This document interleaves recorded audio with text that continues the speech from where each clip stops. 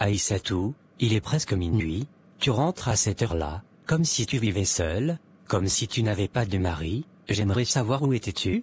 Je suis sortie avec des amis, on a pris un verre, on a discuté, c'est tout. Tu vas me faire une scène pour ça maintenant? Des amis, à cette heure? Et quels amis? Je veux savoir avec qui tu étais, donne-moi un nom au moins, je veux savoir avec qui ma femme passe ses soirées. Mais qu'est-ce qui te prend à la fin? Tu veux me contrôler, c'est ça? Tu te prends pour mon père ou quoi? Tu veux me suivre partout maintenant? Tu crois que tu peux me surveiller comme une petite fille? Pourquoi tout ce cinéma, Abdoulaye? Tu crois que j'ai des comptes à te rendre? Oui, tu as des comptes à me rendre, tu n'es pas une célibataire, tu es ma femme, et jusqu'à preuve du contraire, quand on est marié, on ne rentre pas à minuit sans prévenir, sans explication, tu me dois du respect, et je dois savoir avec qui tu étais. Je ne te dois rien, Abdoulaye, rien du tout, et tu peux faire ce que tu veux, tu peux t'énerver, je ne te dirai rien, tu veux savoir avec qui j'étais, ce n'est pas ton affaire, et au passage remercie mon père, oui remercie bien mon père, parce que sans lui, jamais tu n'aurais pu rêver épouser une femme comme moi, tu aurais épousé une villageoise, une fille sans ambition, mais moi, tu n'en avais même pas les moyens, et regarde-toi aujourd'hui, tu veux faire le malin. Aïssatou, ne parle pas comme ça, je te demande de baisser le ton, ne me parle pas avec cette arrogance, je suis ton mari, et ce que tu fais là, ce n'est ni digne ni acceptable. Et si je ne baisse pas le ton, dis-moi, Abdoulaye, qu'est-ce que tu vas faire? Tu vas lever la main sur moi, tu vas m'expulser de la maison, tu ne peux rien faire, rien du tout, tu n'es même pas un homme à mes yeux, tu crois que tu diriges une entreprise, mais tu ne diriges même pas ton foyer, regarde-toi, tu ne m'impressionnes pas, j'ai connu des hommes, Abdoulaye, des hommes devant qui tu ne lèverais même pas les yeux. Je vois, j'ai tout compris, ce n'est plus la peine d'en dire plus, merci pour ta sincérité, je garderai tout ce que tu viens de dire en mémoire, c'est clair maintenant, il n'y a plus rien à dire. Très bien, maintenant quitte devant moi, laisse-moi passer petit joueur. Bonsoir, tu ne dors pas encore? Il est presque minuit, Mokhtar, tu rentres à cette heure-là sans même un message, sans un appel, où étais-tu? Je regardais le match, le Classico, Real Madrid contre le Barça, j'étais avec Abdoulaye, on a regardé le match ensemble. Avec Abdoulaye, tu es sûr de ça? Oui, pourquoi cette question? Parce que je sais qu'Abdoulaye n'a pas quitté sa maison aujourd'hui, il n'est même pas venu au bureau, on a eu une réunion à distance cet après-midi, il était chez lui, et je doute fortement qu'il ait quitté sa maison dans la soirée pour aller regarder un match de football, alors qu'il m'a dit lui-même qu'il ne sortait pas ce soir. Donc quoi? Tu veux dire que je mens?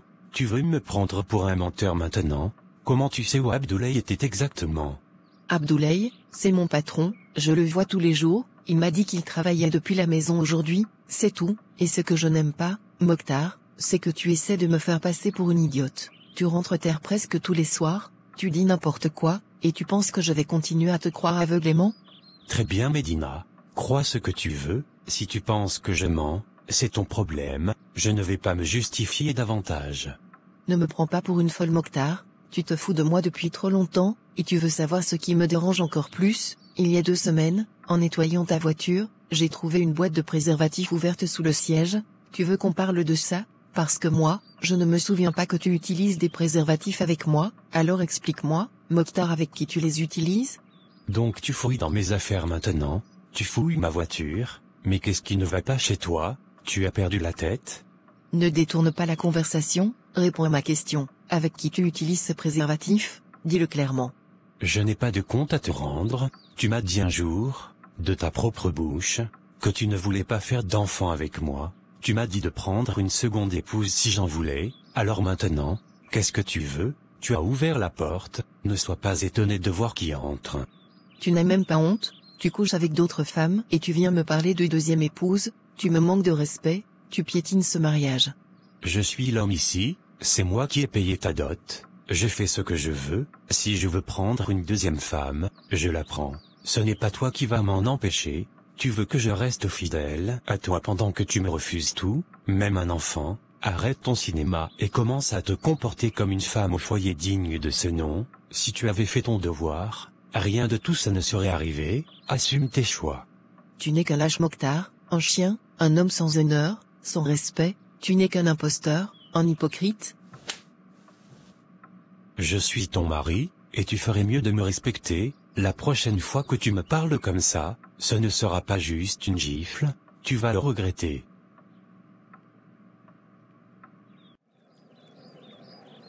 Tu es ailleurs depuis tout à l'heure, tu m'écoutes à peine, dis-moi la vérité, comment tu vas réellement, comment ça se passe à la maison? Mokhtar, je te jure que je n'en peux plus, ça devient de pire en pire, je ne reconnais plus Aïssatou, elle me parle sans aucun respect, me contredit pour tout, me rabaisse comme si j'étais un inconnu, et depuis quelque temps, elle rentre très tard le soir, elle ne me dit jamais où elle va, ni avec qui elle était, quand je pose des questions, elle me répond comme si j'étais un enfant, j'ai l'impression d'être un étranger dans mon propre foyer. Ce que tu vis là, c'est la preuve d'une chose Abdoulaye, une femme qui agit ainsi, qui te manque de respect de façon répétée, c'est une femme qui ne t'aime pas, c'est aussi simple que ça, parce qu'une femme qui t'aime, même si elle est fâchée, même si elle est indépendante, te respecte toujours, elle t'honore même dans le désaccord, mais si elle te parle mal, si elle rentre tard comme si elle n'était redevable de rien, c'est qu'elle n'a plus rien pour toi dans son cœur, et ça il faut que tu l'acceptes. Je comprends ce que tu veux dire, et tu n'as pas tort, mais tu sais aussi pourquoi je reste là à supporter tout ça, c'est à cause de son père, il m'a confié son entreprise, il m'a fait confiance, il croit en moi comme à son propre fils, je ne veux pas le trahir, je ne veux pas qu'il pense que j'ai utilisé sa fille pour prendre ce poste, je me sens redevable, et c'est cette loyauté-là qui me tient prisonnier. Je comprends ton sens de l'honneur mon frère, vraiment je comprends, mais pose-toi une question simple, à quoi bon diriger une entreprise si tu n'es pas heureux? À quoi bon satisfaire le père de ta femme si toi-même tu es malheureux chaque soir en rentrant chez toi? Ton bien-être ne doit jamais passer en dernier, tu dois te choisir Abdoulaye, tu dois te sauver avant de vouloir sauver les apparences, et si tu penses que tu ne peux pas divorcer, alors prends une seconde épouse, c'est un droit que Dieu t'a donné, tu es musulman, personne n'a validé cette décision, surtout pas une femme qui ne remplit pas son rôle. Tu penses que ça peut régler les choses? Tu penses vraiment que prendre une deuxième femme, dans une situation déjà aussi tendue, est la meilleure option? Aïssatou ne va jamais accepter ça, elle va exploser, faire un scandale, peut-être même impliquer son père. Abdoulaye, ce n'est pas une question d'acceptation, tu ne lui demandes pas sa permission, tu l'informes, tu es un homme, un chef de foyer, ce droit tu l'as devant Dieu et devant la société, si ta femme ne remplit pas ses devoirs, si elle t'humilie, si elle te refuse la paix, alors tu as le droit d'aller chercher cette paix ailleurs, dans le cadre légal, ce n'est pas un crime, ce n'est pas une trahison, c'est une solution, regarde-moi par exemple. Medina refuse toujours de faire un enfant avec moi, elle ne veut pas avancer dans notre couple, alors j'ai décidé de prendre une seconde épouse, c'est clair net, sans équivoque, et je n'ai pas peur de le faire, parce que ma vie ne s'arrête pas à une personne, si elle ne veut pas jouer son rôle, moi je jouerai le mien jusqu'au bout. Tu sais, je n'avais jamais réfléchi à cette possibilité, j'étais tellement enfermé dans mon obligation morale que je n'avais pas envisagé une issue différente, mais ce que tu dis ça résonne, c'est peut-être le seul moyen de rétablir un équilibre, de me reconstruire sans briser tout ce que j'ai déjà. Exactement, et puis Abdoulaye, une seconde épouse bien choisie, peut t'apporter ce que la première ne t'apporte plus, du respect, de la stabilité, une vraie vie de couple, quelqu'un qui t'écoute, qui te valorise, et tu verras, parfois ça remet même la première épouse à sa place, elle réalise qu'elle n'est plus indispensable, qu'elle peut être remplacée, et là les comportements changent. Tu as peut-être raison, ce n'est pas une décision facile, mais c'est une piste que je vais sérieusement considérer, parce que là, ce que je vis n'est plus supportable, j'ai besoin de paix, j'ai besoin de respect, et si ça passe par une autre union, alors je suis prêt à l'envisager. Bienvenue dans la réflexion lucide, mon frère, prends ton temps, mais ne laisse plus personne te piétiner au nom de la loyauté, même Dieu aime ceux qui prennent soin d'eux-mêmes. Un gouvernement sans opposition ne travaille pas, s'il y a l'opposition, Aïssatou fera des efforts.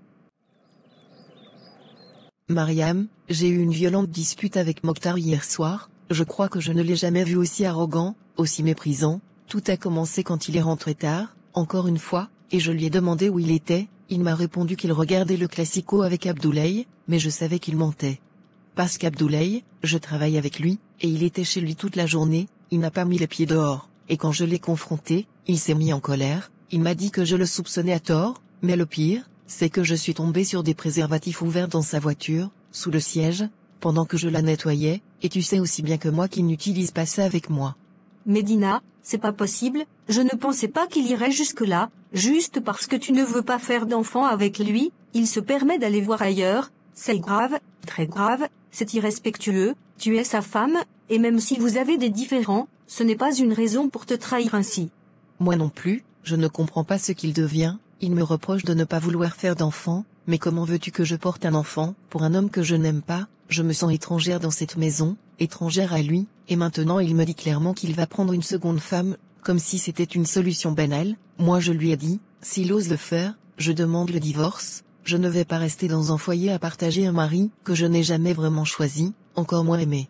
Je comprends que tu sois en colère, et tu as raison d'être blessé, mais ce n'est pas en fuyant ou en divorçant dans la précipitation que tu régleras tout ça, vous devez en parler avec les parents, ils peuvent calmer les choses, donner des conseils, il faut chercher à régler ça par la discussion, tu es marié, ce n'est pas une décision qu'on prend seul dans un coin de colère. Et qu'est-ce que tu veux qu'ils disent, Mariam? Tu les connais aussi bien que moi, papa dira que Mokhtar est dans son droit, que je dois obéir, que je dois être patiente, maman me parlera encore de bonne femme africaine, de sacrifice, de dollars et de silence, non pour moi, la solution est simple, s'il prend une seconde épouse, je m'en vais, je ne veux pas de ce genre de vie, je n'ai pas grandi pour être enfermée dans un rôle qui m'étouffe. Et tu sais quoi Mariam, de toute façon, ce mariage est un échec depuis le départ, Mokhtar et moi, on ne partage rien, et pour être honnête, il y a quelqu'un que je n'ai jamais oublié, Abdoulaye oui, il a été mon premier amour, et jusqu'à aujourd'hui, on continue à se voir souvent après le travail, lui aussi, il est malheureux, son mariage avec Aïssatou est en train de s'effondrer.